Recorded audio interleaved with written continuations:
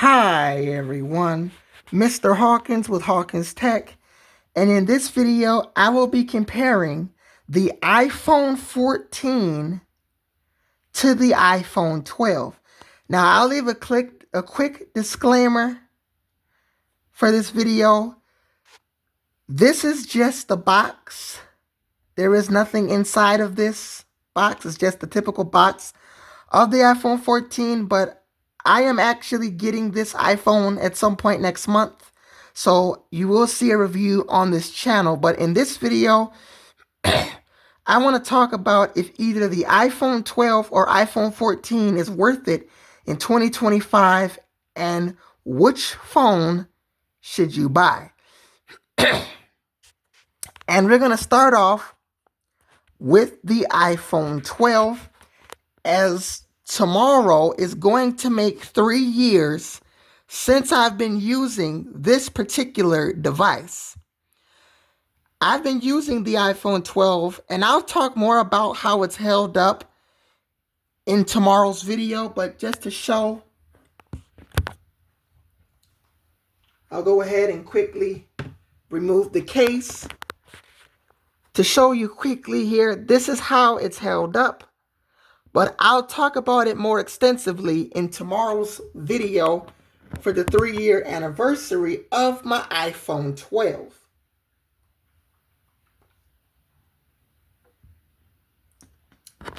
Now, as far as the specs on both of these models, starting off with the iPhone 12, and again, I won't be able to show you the 14 in person as I have just the box. I don't have the actual phone with me, but I would tell you the display on the iPhone 14. But the iPhone 12, to start off, this phone has a 6.1-inch Super Retina XDR display.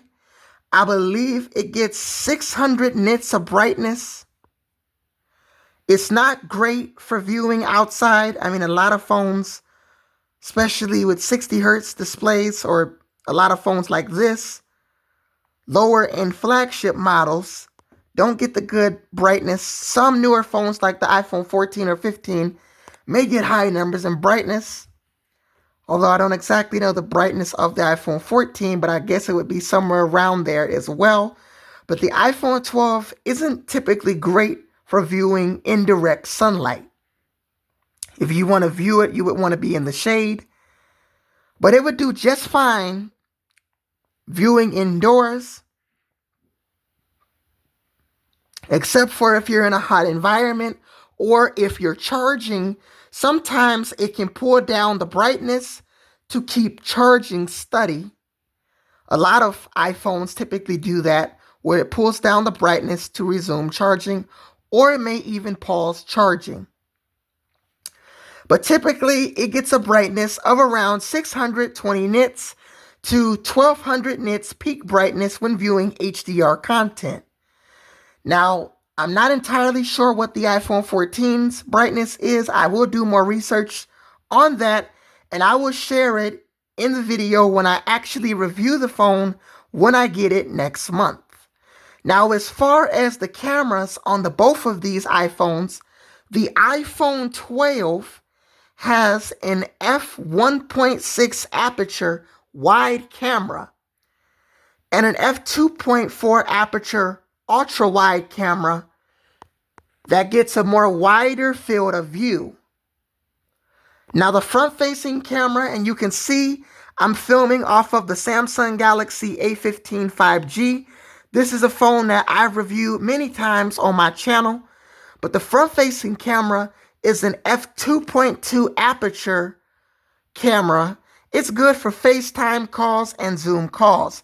Now, the iPhone 14 has an f1.5 aperture wide camera and an f2.4 aperture ultra-wide camera.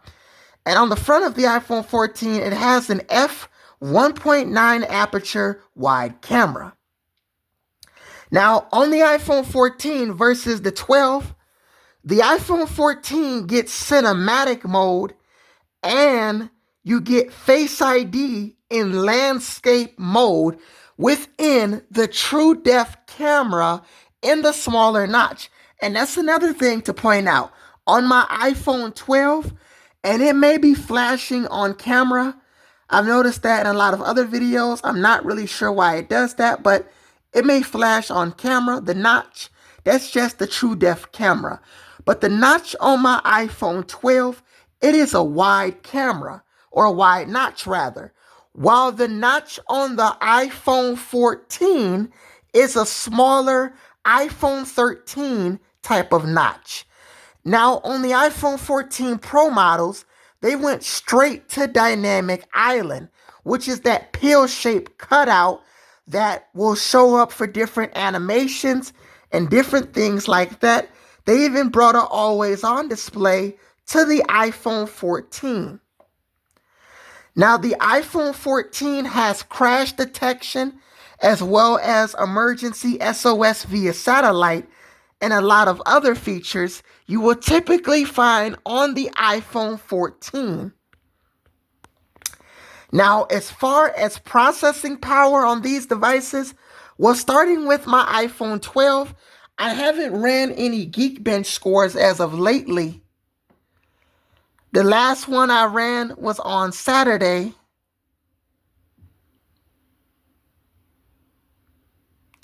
Let me go to it here. You can see the one I ran here. Sometimes the camera doesn't want to focus on here.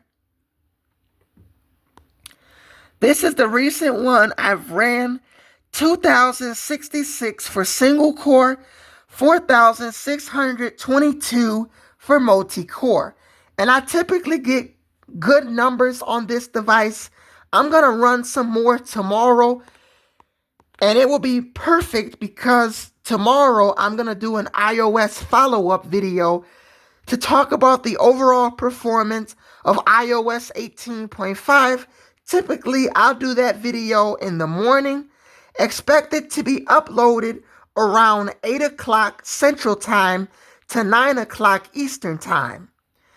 Now then, later tomorrow, I'll do my video talking about the iPhone 12, what it's like to use for 3 years. And I'll share the Geekbench numbers that I've ran in that video, as well as my follow-up video that I'm going to do tomorrow as well. Now, typically, this iPhone 12 has an A14 Bionic chip with 6 gigabytes, or 4 gigabytes rather, of RAM.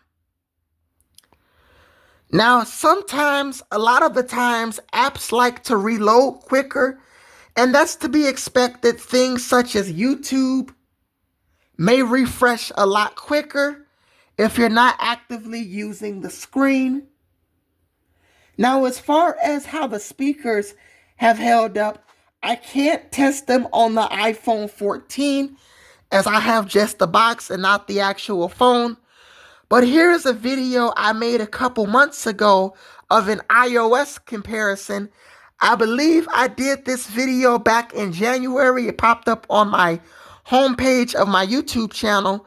So I'll go ahead and play it to demonstrate the speakers here. Hawkins with Hawkins Tech, and in this video, I want to do sort of an iOS comparison type of video. So as you can see here, we have 2 iPhones, and of course we have my iPad Air 4th generation. Now, I'm doing this using the iPad for iOS 18.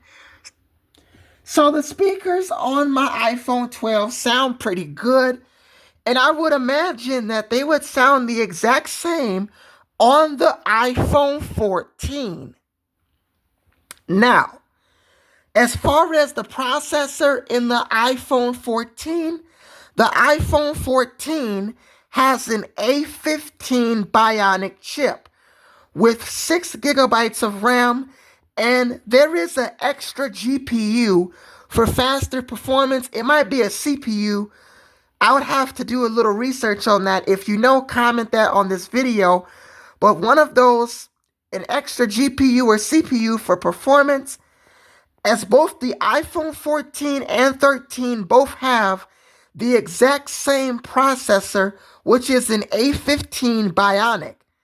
Now, the iPhone 14 Pro models, have the A16 chip.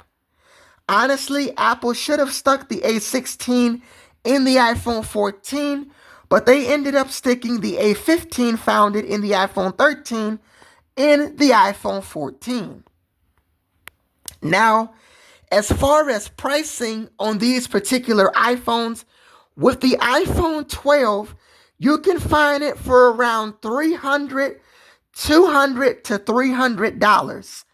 Typically, you may get it even lower than that if you look in some places. As the iPhone 12 is not sold by Apple, neither is the iPhone 14. So neither of these phones are sold by Apple.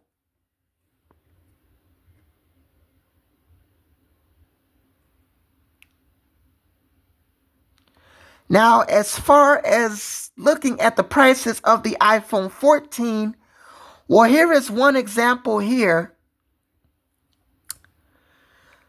You can see the iPhone 14 can be around $300 to $320. You can even get it on some carriers as low as $299 and on some specific carriers as low as $99. So the iPhone 14 can be cheap, but so is the iPhone 12. Both of these phones are really cheap. Now, as far as their storage options, I forgot to mention that. On the iPhone 12, I would really pay attention on a couple factors: how you use your phone and what storage option suits you. I have a 64 gig iPhone 12. I wouldn't recommend you go with that storage if you make a lot of videos on your phone. Right now, you know, I make a ton of videos on my phone and on my iPad as well.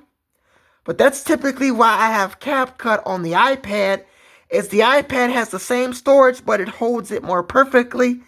And it's very expensive to try and upgrade to a new iPhone. So I have to use what I currently have, but I will be getting the iPhone 14 as it's around $300, $300 to $320 to be exact. But if you're really starting out, I would avoid the 64 gig model. I would go for something like a 128 GB or 256 GB model. Now the iPhone 14, this is amazing as this starts directly at 128 GB.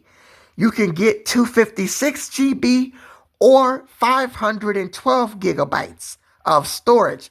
This is the phone I would recommend most people go for. If you want to have not only a phone with more storage, but longevity as well, go for the iPhone 14. Now, as far as if either of these will be getting iOS 19 or, well, I guess now iOS 26, if you haven't been keeping up with some of my latest videos and some other videos, iOS 19 is rumored to be called iOS 26, and this is due to the fact that Apple is going to name their softwares after years. We're not getting iOS 25 as it will be releasing in the second half of the year, giving us only 3 months from September to December to use iOS 26, so they're naming it 26 after the year. Both of these devices will be getting iOS 26, and the iPhone 12 will end on iOS 27, while the iPhone 14 will stick around a little longer and go to iOS 28 or iOS 29. You will get a lot of longevity out of your iPhone 14, and this is the phone that I will recommend going for. Now, when I do get this iPhone 14, I am keeping this iPhone as I will install iOS 26 beta on this particular device. So you will see the latest beta installed on here via Apple's beta software website. I will install iOS 26 beta after I get my iPhone 14. I'm not going to install it beforehand. So hopefully you guys enjoyed this video of the iPhone 14 versus the iPhone 12. If you did, like, comment, and subscribe. I'm Mr. Hawkins with Hawkins Tech, and I'll see you guys in the next video. Peace.